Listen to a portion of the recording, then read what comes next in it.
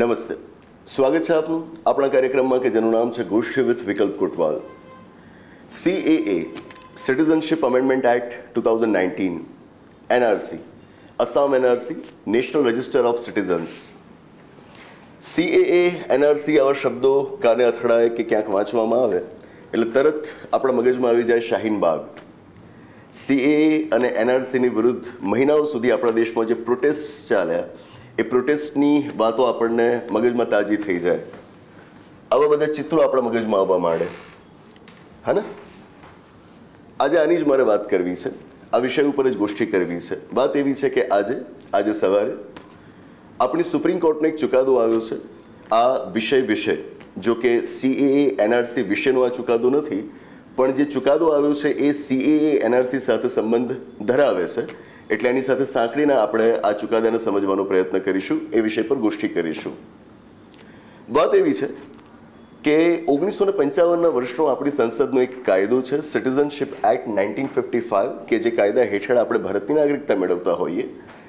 આ કાયદાની એક કલમ સેક્શન 6A 6ક એ બંધારણીય રીતે યોગ્ય નથી, આવું સુપ્રીમ કોર્ટમાં કહેવામાં આવ્યું હતું. એ માટેની એક પિટિશન ફાઇલ થયેલી હતી 2012ના વર્ષમાં, અને સુપ્રીમ કોર્ટે આજે ચુકાદો આપતા કહ્યું છે કે આ કલમ પૂરી રીતે માન્ય છે, ઇટ ઇઝ કોન્સ્ટિટ્યુશનલી વેલિડ.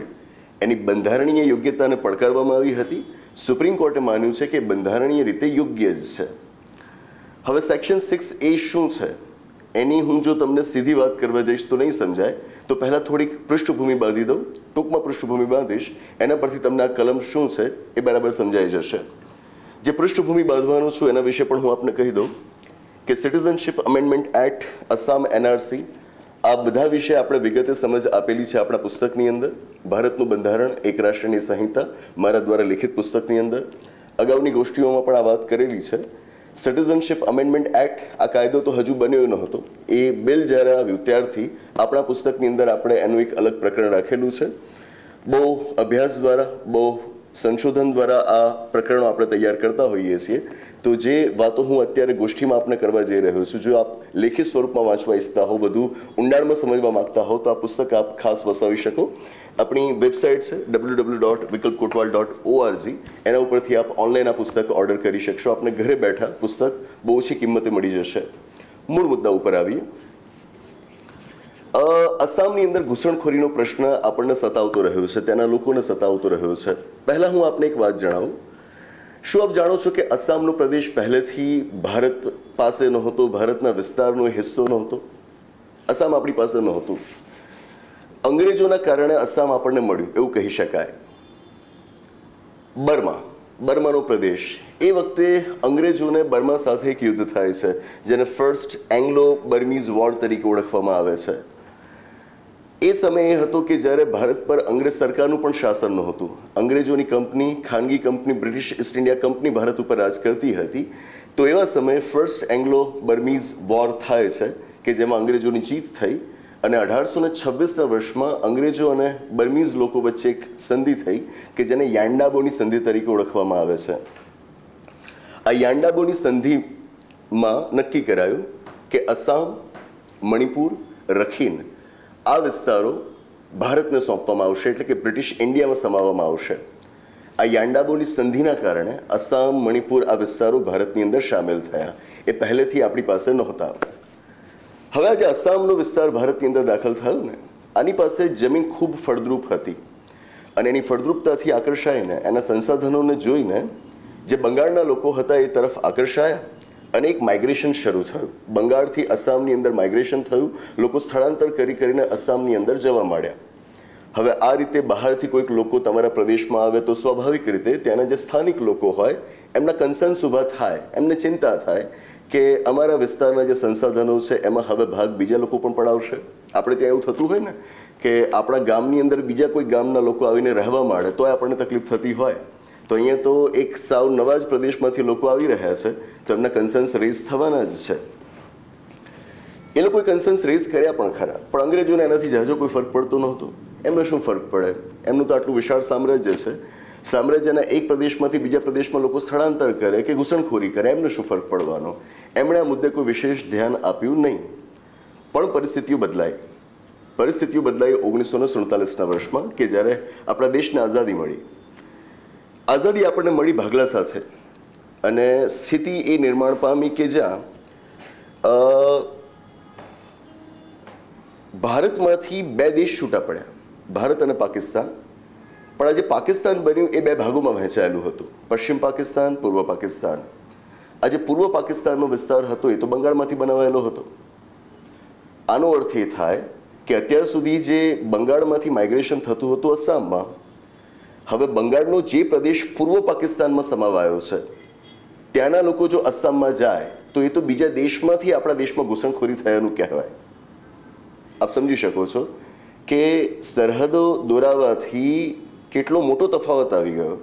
અત્યાર સુધી સમગ્ર બંગાળનો પ્રદેશ એ બ્રિટિશ ઇન્ડિયાનો ભાગ હતો. ત્યાંથી હવે કોઈક લોકો જો આસામમાં જતા હોય તો એ તો એક જ દેશના પ્રદેશમાંથી બીજા પ્રદેશમાં લોકો જઈ રહ્યા છે એવું કહેવાય.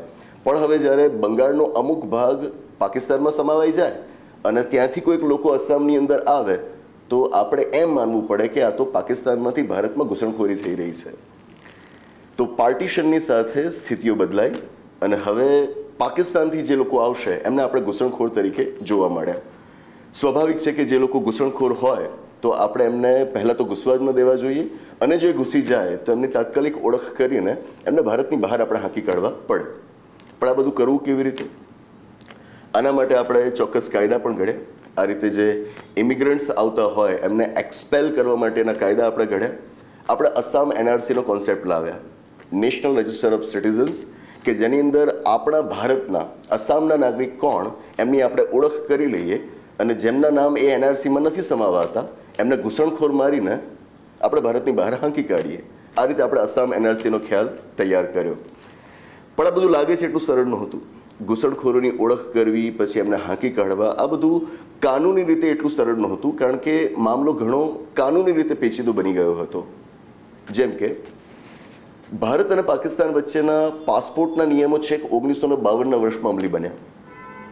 છેક 1957ના વર્ષમાં આપણે આપણા ફોરેનર્સ એક્ટની અંદર સુધારો કરીને એમાં સ્પષ્ટતા કરી કે પાકિસ્તાનીઓ પણ હવેથી આપણા માટે વિદેશી ગણાશે. તો જ્યાં સુધી આ પ્રકારના નિયમો અને કાયદાઓની અંદર આપણે ફેરફાર નહોતા કર્યા ત્યાં સુધી પાકિસ્તાનથી જે લોકો આપણે ત્યાં ઘૂસી આવતા હોય એમને આપણે ઘૂસણખોર કહીએ પણ કેવી રીતે, એમની કાનૂની ઓળખ કરવી પણ કેવી રીતે? એટલે થાય છે કે કાનૂની દાવપેચના કારણે ઘૂસણખોરી ચાલતી રહી. આપણે એમની યોગ્ય ઓળખ કરીને ભારતમાંથી હાંકી કાઢવા માટેની કોઈ વ્યવસ્થા કરી શક્યા નહીં. આસામ એનઆરસીનો ખ્યાલ પણ એટલો સફળ રહ્યો નહીં. અને હું કહીશ કે સરકાર પણ આ મુદ્દે ઉદાસીન રહી. આ મુદ્દે જેટલું ગંભીરતાથી અને પ્રામાણિક રીતે કામ થવું જોઈતું હતું એ વખતે થયું નહીં. ચાલતું રહ્યું. આવામાં પાછું આપણે 1965ના વર્ષમાં પાકિસ્તાન સાથે યુદ્ધ થાય છે. એ યુદ્ધમાં આપણો વિજય થયો. પણ એક મોટી ઘટના ઘટી 1971ના વર્ષમાં. પૂર્વ પાકિસ્તાનની અંદર બળવો થાય છે, અલગ દેશ બનવા માટેનો પ્રયત્ન થાય છે, ભારત એને મદદ કરે છે. બાંગ્લાદેશ લિબરેશન વોર થાય છે. આપણે પાકિસ્તાનની સામે લડીએ છીએ, પૂર્વ પાકિસ્તાનનો પ્રદેશ છૂટો કરાવડાવીએ છીએ અને બને છે એક નવો દેશ બાંગ્લાદેશ. પાકિસ્તાન હવે એક જ છે પશ્ચિમમાં, પૂર્વ પાકિસ્તાન જે હતું એ હવે બની ગયું બાંગ્લાદેશ. એનો અર્થ એ થયો, પહેલાં જે બંગાળ પ્રાંત હતો અંગ્રેજોના સમયે એનો એક ભાગ બન્યો પૂર્વ પાકિસ્તાન આઝાદી સમયે. ત્યાંથી ઘૂસણખોરી થતી આપણા આસામમાં. આ પૂર્વ પાકિસ્તાન હવે 1971માં બની ગયું બાંગ્લાદેશ. ત્યાંથી હવે જો લોકો આસામની અંદર આવે છે તો બાંગ્લાદેશથી ભારતમાં ઘૂસણખોરી થાય છે એમ કહેવાય.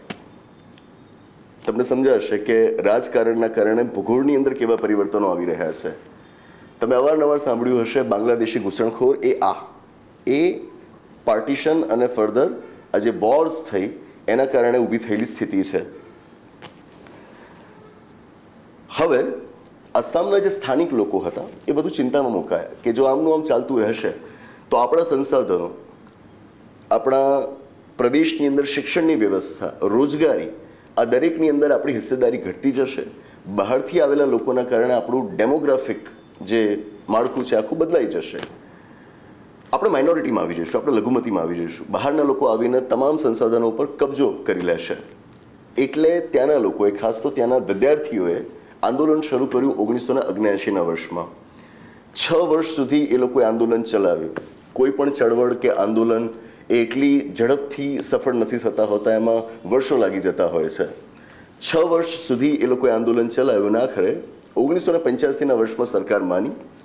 કેન્દ્રમાં એ વખતે રાજીવ ગાંધીજીની સરકાર હતી. 1985ના વર્ષમાં એક કરાર થાય છે. ભારત સરકાર, અસમ રાજ્યની સરકાર અને આ જે આંદોલનકારીઓ હતા એ 3 વચ્ચે એક કરાર થાય છે કે જેને આપણે અસ્સામ એકોર્ડ તરીકે ઓળખીએ છીએ. અસ્સામ એકોર્ડ. અને કરારની અંદર નક્કી એવું કરાયું કે 1 જાન્યુઆરી 1966 પહેલા, 1 જાન્યુઆરી 1966 પહેલા જેટલા પણ લોકો અસમની અંદર સ્થળાંતર કરી ગયા હોય, અસમ આવી ગયા હોય, એમને આપણે સ્વીકારી લઈશું, એમને ભારતના નાગરિક તરીકે સ્વીકારી લઈશું. એમની સામે નથી, આપણે એમને સ્વીકારી લઈશું. પણ જે લોકો 1 જાન્યુઆરી 1966ના દિવસ અથવા ત્યારબાદ અસમની અંદર આવ્યા હોય પણ 24 માર્ચ 1971 સુધીમાં આવ્યા હોય, ખાસ ધ્યાનથી સમજજો, 1 જાન્યુઆરી 1966થી લઈને 24 માર્ચ 1971 આ પીરિયડ દરમિયાન જે કોઈ પણ લોકો અસમમાં સ્થળાંતર કરીને આવ્યા હોય એમને આપણે ભારતના નાગરિક તરીકે સ્વીકારીશું તો ખરા. નાગરિક તરીકેના તમામ અધિકારો આપીશું સિવાય કે મતદાનનો અધિકાર. વિધાનસભાની ચૂંટણીમાં તેમજ લોકસભાની ચૂંટણીમાં જે રાઇટ ટુ વોટ મળે એ અમને નહીં આપવામાં આવે, 10 વર્ષ સુધી નહીં આપવામાં આવે. નાગરિક તરીકે એમને સ્વીકારીશું પણ 10 વર્ષ સુધી આપણે એમને મતાધિકાર નહીં આપીએ. 10 વર્ષ પછી આપણે એમને મતાધિકાર આપી દઈશું. ટૂંકમાં ફરક એ થયો 1 જાન્યુઆરી 1966 પહેલા આવેલા અને 1 જાન્યુઆરી 1966ના દિવસ અથવા ત્યારબાદ આવેલા વ્યક્તિઓ વચ્ચે તફાવત એ થયો કે પહેલા જે આવ્યા છે એમને આપણે સંપૂર્ણપણે ભારતના નાગરિક તરીકે સ્વીકારી લીધા છે, એમને મતાધિકાર પણ આપી દઈએ છીએ. પણ આ તારીખ બાદ જે લોકો આવ્યા છે એમને આપણે નાગરિક તરીકે તો સ્વીકારીએ છીએ પણ 10 વર્ષ સુધી મતાધિકાર આપણે નથી આપતા. આ અકોર્ડમાં નક્કી કરાયું.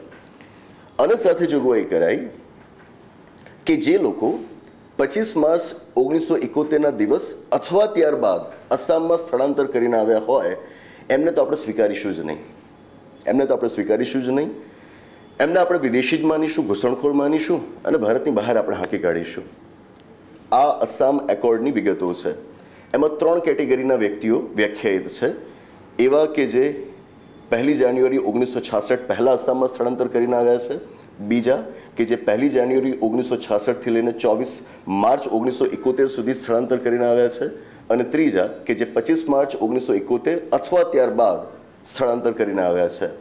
25 માર્ચ 1971ની તારીખ એટલા માટે નક્કી કરાઈ હતી કારણ કે આજ એ તારીખ છે કે જ્યારે ભારત અને પાકિસ્તાન વચ્ચેનું આ યુદ્ધ સમાપ્ત થયું હતું. બાંગ્લાદેશ લિબરેશન વોર આ દિવસે પૂરું થયું હતું, એટલા માટે એને કટ ઓફ ડેટ તરીકે નક્કી કરાઈ છે. 3 પક્ષકારોના મંજૂર હતું, સ્વીકારાઈ ગયું, અસમ એકોર્ડમાં લખી દેવાયું. હવે તમે સમજૂતી તો કરી લીધી પણ એને કાનૂની સ્વરૂપ પણ આપવું પડશે. This is a political solution. So now there has to be a statutory solution ને. તમારે આ પ્રમાણે કાયદામાં પણ વ્યવસ્થા કરવી પડશે. આ વ્યવસ્થા કરવા માટે 1985ના વર્ષમાં આપણી સંસદે આપણો નાગરિકતાનો કાયદો 1955નો સિટીઝનશીપ એક્ટ 1955 એમાં સુધારો કર્યો. અસમ અકોર્ડની અંદર જે વાત કરાયેલી હતી એને લાગુ કરવા માટે, એ પ્રમાણેની વ્યવસ્થા કરવા માટે આપણો જે 1955ના વર્ષનો નાગરિકતાનો કાયદો હતો એની અંદર આપણી સંસદ સુધારા કરે છે. સુધારા કરીને આ કલમ દાખલ કરવામાં આવી સેક્શન 6A. આશા રાખું કે પૃષ્ઠભૂમિના આધારે તમને હવે સેક્શન 6A સમજાઈ હશે. આપણા નાગરિકતાના કાયદામાં 6ઠી કલમ છે નેચરલાઇઝેશન દ્વારા સિટીઝનશીપ એક્વાયર કરવા વિશે. એટલે કે કોઈ પણ વિદેશીએ જો ભારતની નાગરિકતા મેળવવી હોય તો એ દેશીયકરણ દ્વારા ભારતની નાગરિકતા મેળવી શકે, આવી જોગવાઈ 6ઠી કલમમાં કરાયેલી છે. એની બિલકુલ નીચે નવી કલમ આપણે દાખલ કરી છે અસમ અકોર્ડ માટે, સેક્શન 6A. આ કલમમાં શું જોગવાઈ છે? તો એ જ કે જે અસમ અકોર્ડમાં વ્યવસ્થા હતી એ જ વાત અહીંયા આગળ કાનૂની જોગવાઈના સ્વરૂપમાં આપવામાં આવી છે. મતલબ તો સેક્શન 6A કહેવાયું છે કે એવા તમામ વ્યક્તિઓ કે જે પર્સન્સ ઓફ ઇન્ડિયન ઓરિજિન છે, એટલે કે મૂળ ભારતના વ્યક્તિઓ છે. મૂળ ભારતના વ્યક્તિઓ એટલે કે જે વ્યક્તિ ખુદ અથવા તેમના માતા પિતામાંથી કોઈ એક અથવા તેમના દાદા દાદીમાંથી કોઈ એક એ જે તે વખતના અનડિવાઇડેડ ઇન્ડિયા, અખંડ ભારતમાં જન્મ્યું હોય તો એને આપણે પર્સન ઓફ ઇન્ડિયન ઓરિજિન ગણતા હોઈએ છીએ. તો સેક્શન 6A આપણે કહ્યું છે કે આવા જે કોઈ પણ વ્યક્તિઓ હોય અને જો એ 1 જાન્યુઆરી 1966 પહેલાં આસામમાં સ્થળાંતર કરીને આવી ગયા હોય, આપણે એમને ભારતના નાગરિક તરીકે સ્વીકારી લઈશું. 1 જાન્યુઆરી 1966થી લઈને 24 માર્ચ 1971 આ ગાળામાં એ આસામની અંદર આવ્યા હોય તો આપણે એમને નાગરિક તરીકેના તમામ અધિકારો આપીશું.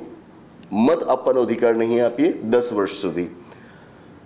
25 માર્ચ 1971ના દિવસ અથવા ત્યારબાદ આવ્યા હોય તો એમને નાગરિકતા નહીં આપીએ, એમને આપણે ભારતના નાગરિક તરીકે નહીં સ્વીકારીએ. ટૂંકમાં સેક્શન 6A એ જ છે કે જે અસામ એકોર્ડમાં કહેવાયેલી વાતો હતી. અસામ એકોર્ડ એક પોલિટિકલ સોલ્યુશન હતું. હવે તમારે કાનૂની વ્યવસ્થા કરવી પડે, એ વ્યવસ્થા તમે સેક્શન 6A કરી છે. આશા રાખું કે આપને સમજાવ્યું હશે. હવે થાય છે કે અસામના અમુક લોકો ને આ જોગવાઈ યોગ્ય નથી લાગતી કે આ શું તમે કેટેગરાઇઝેશન કરી રાખ્યું છે. આ તારીખ પહેલાં આવ્યા હોય તો પૂર્ણ રીતે સ્વીકારી લેવાના, આ તારીખ કે પછી આવ્યા હોય તો આંશિક રીતે સ્વીકારવાના, 10 વર્ષ પછી પૂર્ણ રીતે સ્વીકારી લેવાના. આ બધું શું છે? અને આ બધું છે તે માત્ર ને માત્ર આસામ માટે કેમ છે? માત્ર ને માત્ર આસામ માટે કેમ છે? એમનો મુદ્દો પણ સમજવા લાયક છે કે મૂળ જે આસામ હતું ને એ આસામના તો ઘણા બધા ભાગ પડી ગયા. તમે જોશો કે 1960 અને 70ના દાયકાઓમાં આસામમાંથી અલગ અલગ રાજ્યો છૂટા પડ્યા.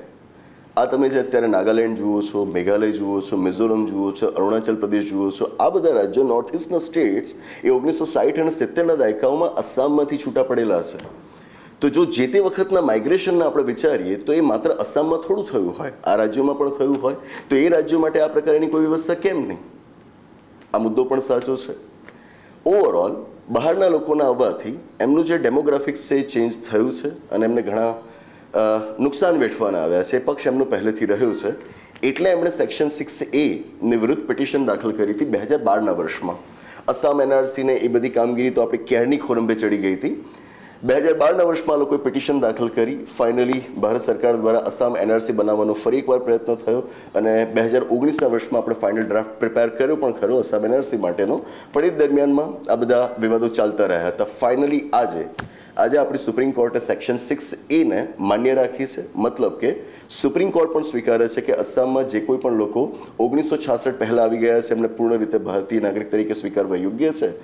એ તારીખ પછી પણ 24 માર્ચ 1971 સુધી જે આવ્યા છે એમને 10 વર્ષ સુધી મતાધિકાર આપ્યા વગર નાગરિક તરીકે સ્વીકારવા યોગ્ય છે. અને 25 માર્ચ 1971ના દિવસ અથવા ત્યારબાદ જે આવ્યા છે એમને આપણે આ કલમ પ્રમાણે ભારતના નાગરિક નથી માનવાના. આવું સુપ્રીમ કોર્ટના ચુકાદા દ્વારા ફલિત થાય છે, સ્વીકારાય છે. આ છે ચુકાદો. ઓકે, પણ આની સાથે એક મોટો સવાલ ઊભો થાય છે. સુપ્રીમ કોર્ટના આજના ચુકાદા સાથે એક મોટો સવાલ ઊભો થાય છે. ધ્યાનથી સમજજો. આ વિષય ઉપર 5 વર્ષ પહેલાં મેં બહુ કામ કર્યું હતું. એ વખતે તો ગોષ્ઠીનો આપણો આ કાર્યક્રમ નહોતો, પણ સિટીઝનશિપ અમેન્ડમેન્ટ બિલ જ્યારે આવ્યો ને ત્યારે એ વિષય ઉપર મેં લગભગ 3 થી 4 વિડીયોઝ કર્યા હતા અને એની અંદર પણ આ ઘણા બધા મુદ્દાઓ ઉઠાવેલા હતા. સંતોષકારક જવાબ ત્યારે નહોતો મળ્યો, આજે પણ નથી મળતો. શું સંતોષકારક જવાબ હું શોધી રહ્યો છું? 2019ના વર્ષમાં આપણે સિટીઝનશિપ અમેન્ડમેન્ટ એક્ટ બનાવ્યો છે અને કાયદામાં આપણે જોગવાઈ શું કરી છે કે 31 ડિસેમ્બર 2014 સુધી, ધ્યાનથી સાંભળજો, 31 ડિસેમ્બર 2014 સુધી પાકિસ્તાન, અફઘાનિસ્તાન અને બાંગ્લાદેશ, 3 દેશ, પાકિસ્તાન, અફઘાનિસ્તાન અને બાંગ્લાદેશ, આ 3 દેશોમાંથી જે કોઈ પણ હિન્દુ, શીખ, જૈન, બૌદ્ધો, પારસી અને ખ્રિસ્તીઓ, આ 6 ધર્મના લોકો 31 ડિસેમ્બર 2014 સુધી આ 3 દેશોમાંથી જો ભારતમાં સ્થળાંતર કરી ગયા હોય, 3 દેશોમાંથી 6 ધર્મના લોકો જો 31 ડિસેમ્બર 2014 સુધીમાં ભારતમાં સ્થળાંતર કરી ગયા હોય તો ભલે એમની પાસે પૂરતા પ્રમાણપત્રો પણ ન હોય તોય આપણે એમને ઇલીગલ માઇગ્રન્ટ નહીં ગણીએ, ગેરકાયદેસર ઘૂસી આવેલા વ્યક્તિ નહીં માનીએ અને આપણે એમને ભારતની નાગરિકતા આપીશું. એમને ભારતની નાગરિકતા આપવા માટે આપણે જોગવાઈઓમાં પણ બહુ છૂટછાટ કરી છે. પ્રમાણમાં સરળતાથી આપણે એમને નાગરિકતા આપવા જઈ રહ્યા છીએ અને આ માટેના નિયમો તો હમણાં જ પ્રકાશિત થયા છે. કાયદો બન્યાના 4 વર્ષ બાદ આપણે એના નિયમોને લાગુ કરવાની હવે શરૂઆત કરી છે.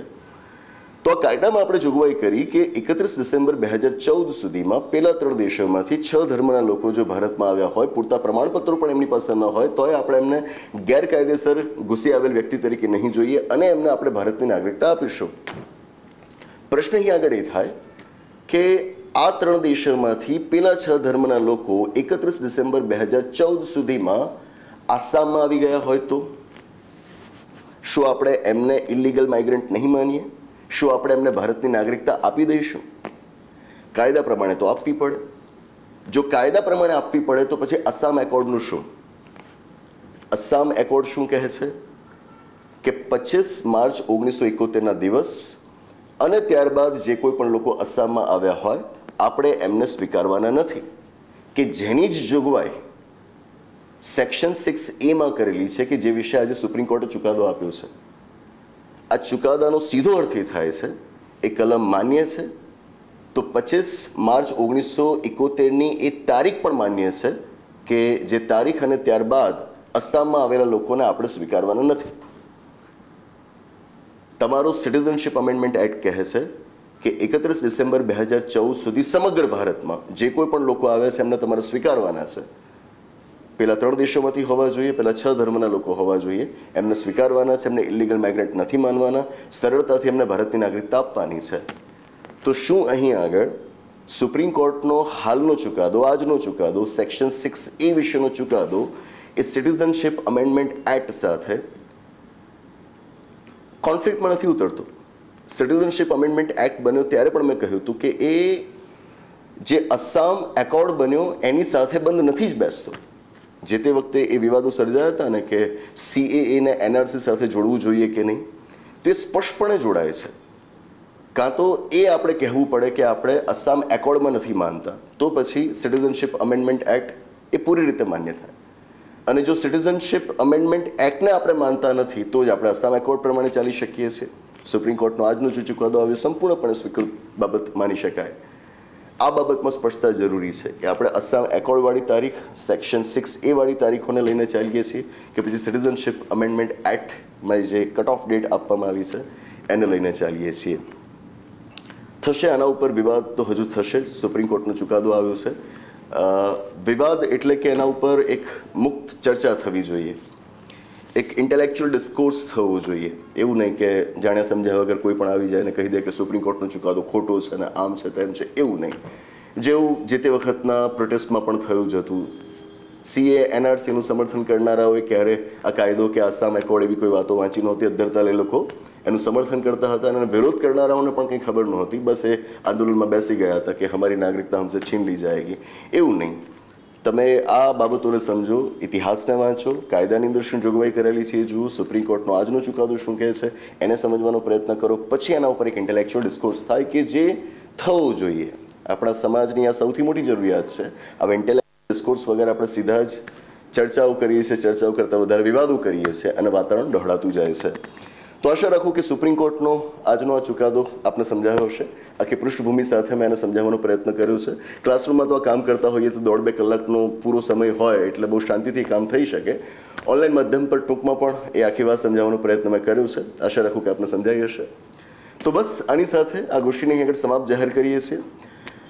હા, આપના કોઈક મુદ્દા હોય, આપના કોઈક વિચાર હોય અને કાયદાની વાત છે, ઇતિહાસની વાત છે, એટલે તથ્યોના પ્રમાણ સાથે, અધ્ધરતાલ નહીં, તથ્યોના પ્રમાણ સાથે આપને કોઈક વાત રજૂ કરવા લાયક લાગે તો નીચે કોમેન્ટ બોક્સમાં ખાસ એ વાત જણાવશો. યોગ્ય હશે તો હું ચોક્કસ તેને રિસ્પોન્ડ કરીશ અને જે યોગ્ય નથી લાગતી હું એને ધ્યાન પર જ નથી લેતો. તો આપના તરફથી આવા કોઈક પ્રતિભાવો આવે એની મને આશા રહેશે. તો બસ આની સાથે આ વાત, આ ગોષ્ઠીની આગળ સમાપ્ત જાહેર કરું છું. આવનાર એપિસોડમાં આવી જ કોઈક નવી વાત સાથે, રસપ્રદ ચર્ચા સાથે, એક નવી ગોષ્ઠી સાથે પાછા મળીશું. આભાર. નમસ્તે.